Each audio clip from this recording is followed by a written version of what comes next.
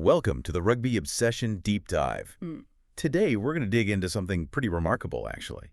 A real transformation in rugby. Oh. So sudden, so complete, it's left some of the game's biggest critics basically speechless. Or rather, forced them to completely backtrack on things they've been saying for years. Exactly.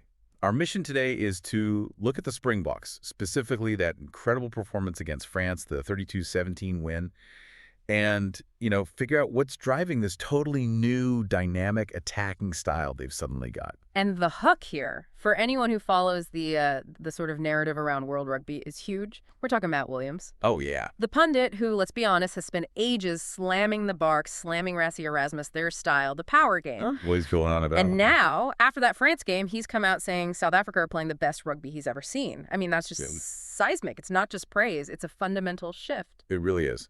So look, if this kind of deep analysis, this tactical breakdown is your thing, you should definitely hit subscribe to Rugby Obsession right now. Yeah, you really don't want to miss how this unfolds, because this new Springbok approach could genuinely change the whole landscape of World Rugby. Okay, so let's set the scene a bit more. This praise from Williams, it's shocking because of who he is. Absolutely. This isn't someone who just throws compliments around, especially not towards South Africa. His main criticism consistently wasn't just, oh, they don't play wide rugby. He specifically hammered their use of those forward-heavy replacement benches. Bomb squad. The whole bomb squad thing, yeah. He saw it as like actively stopping expansive play, just relying on grinding teams down. Attrition. And he knows his stuff, Right. Former Scotland coach, Leinster coach. When he criticizes, he's usually talking about the core strategy, the foundations. He argued for years that just relying on power had a ceiling. It limited them. So for him to suddenly heap praise on this team, it signals something fundamental has changed in their whole philosophy. And what's really interesting is how specific he was. It wasn't just, oh, they played well. He told off the ball, didn't he, that the Boks are now a team that can do anything. Anything, yeah. Because they've added this incredible dimension of a dynamic running passing game. That's the key phrase. Added it to their existing power. Which, almost proves his old point in reverse. He always used to say, if South Africa ever figures out how to add a proper running game to that forward power... nobody will stop them. Exactly. And now he's basically watching it happen live. And that's where the ultimate compliment comes in. He just laid it out there, no wiggle room. This is an exceptional South Africa, playing the best rugby I've ever seen from a South African team ever. Wow. Forget the hyperbole for a second, just the fact that he said it. A guy who spent years dismissing their World Cup winning approach, that tells you something massive has shifted. Right. So the trigger for all this was that game. France, Stade de France, November 12th, 2025. Final score 32-17. And it wasn't just a win, was it? It was how they won. Under serious pressure. Huge pressure. That's the crucial bit. Just before halftime, 38th minute, I think it was, Lou de Jager gets a permanent red card. Dangerous tackle on Thomas Ramos. Yeah, that's a hammer blow. Losing a key lock away from home against France, you'd think, okay, game plan out the window, shut up shop. That's what you'd expect, isn't it? Go back into their shell, rely on defense, kicking, the old strengths. And they were trailing at halftime too, only by a point, but still, a man down. Logic says you bunker down, kick for territory, defend like mad. But what did we see? The opposite. They kept playing, they kept attacking. They scored, 3 tries in that last quarter? A man down. Sensational tries too, and if you look at that second half performance, that's where you see the real change. They weren't just, rumbling it up the middle. No. They were stretching France, high-tempo stuff, back rowers popping up in wide channels, making passes. It showed that the belief in this new system, it runs deep, even when things go wrong, like a red card. It was so impressive that even Victor Matfield said something, didn't he? Yeah, Matfield, who knows, Bok Rugby inside out, basically said, I didn't think the Springboks could surprise me anymore, and then they produced a performance like that. That says it all, really. It shows incredible fitness, sure, but also a system that lets them adapt, even turn being a man down into, maybe not an advantage, but a way to manipulate space differently. So if the team's playing like this, achieving this incredible shift, who gets the credit? And this is where Williams's take gets really interesting, maybe a bit provocative. Right. He gives a huge amount of credit for this attacking improvement, this dynamism, not primarily to Rassie Erasmus, Who masterminded the World Cup win. Exactly, but squarely to the assistant coach, Tony Brown. Okay, hold on. Is that fair, though? I mean, surely Erasmus deserves massive credit, too. It takes, well, a certain lack of ego for a World Cup-winning director of rugby to let an assistant come in and implement something so different. Something kind of goes against the grain of what won them the title before. That's a really good point. And you're right. The leadership, the willingness to evolve from Erasmus, that's absolutely key. Huge credit there. But I think Williams is looking purely at the attacking shapes, how they're playing. Okay. And if you look at Tony Brown's background, you can see why Williams singles him out. He's a Kiwi from Otago, former All Blacks fly half himself. Coached against Williams back in the day, I think. Coached in Japan, Super Rugby. And his trademark is? His trademark is exactly this.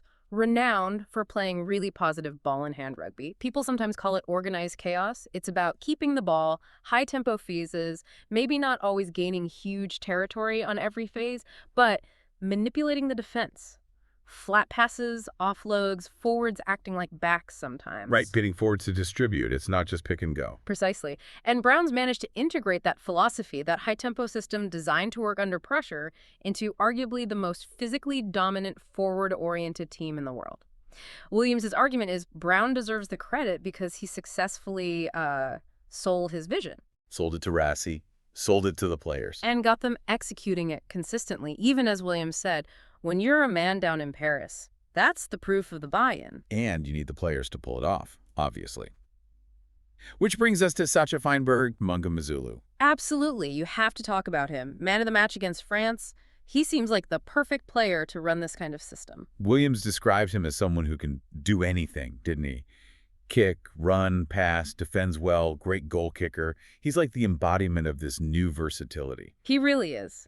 And his timing is perfect. Brown's system, it needs that kind of modern fly half, someone who can switch between kicking for territory when needed, but also spark that high-risk, high-reward attacking game. Feinberg-Mngomezulu gives them that crucial decision maker, shows the talent pipeline is still strong too. It's actually quite scary when you think about the implications for everyone else in world rugby if they keep this up. Right. You take that traditional Springbok physicality, the set-piece dominance, the defense, and you add this genuine attacking threat, this creativity. Which is why Williams gave that warning about the upcoming Ireland test. He called it a really big night for world rugby. His point was, if Ireland aren't absolutely 100% in 2 weeks' time, they'll be in a lot of trouble. Because preparing for this version of the Boks is way harder than preparing for the old, more predictable, power-based game plan. So if they've kept the strengths, fixed the perceived weakness, Williams basically asked the question every other coach must be asking now. Where is their weakness? It's a terrifying thought, isn't it? How do you structure a defense against a team that can beat you with power up front and skill out wide? There's no obvious flaw to target anymore. It just changes the whole tactical equation. You can't just focus on stopping the maul or winning the breakdown anymore. You've got to defend everything, everywhere. That dual threat is the killer. So this is a massive development, and we really want to know what you listening think about this. Do you agree with Matt Williams? Does Tony Brown deserve the main credit for this shift? Or is it more about Erasmus allowing it to happen? And just how worried should the rest of the world be about this new Springbok style? Yeah, let us know. Make sure you're subscribed to Rugby Obsession. Hit that subscribe button now and leave us your comments. We genuinely enjoy reading your thoughts on these deep dives. It's fascinating, isn't it? An established team, World Cup winners, completely reinventing a core part of their game mid-cycle. It shows incredible coaching, yeah, but also incredible buy-in and ambition from the players themselves. They weren't content. They wanted more. So I think the core takeaway here is pretty clear. We've seen this unexpected, dynamic, versatile Springbok side emerge. It seems to be driven by Tony Brown's philosophy, executed brilliantly by players like Feinberg-Mongo Mazulu. And it's so effective it's made one of their biggest, most vocal critics, Matt Williams, completely change his tune. Yeah, when Matt Williams says it's the best South African rugby he's ever seen, you just have to sit up and take notice. The game has definitely shifted. Okay, here's something to think about before we go. A final thought for you.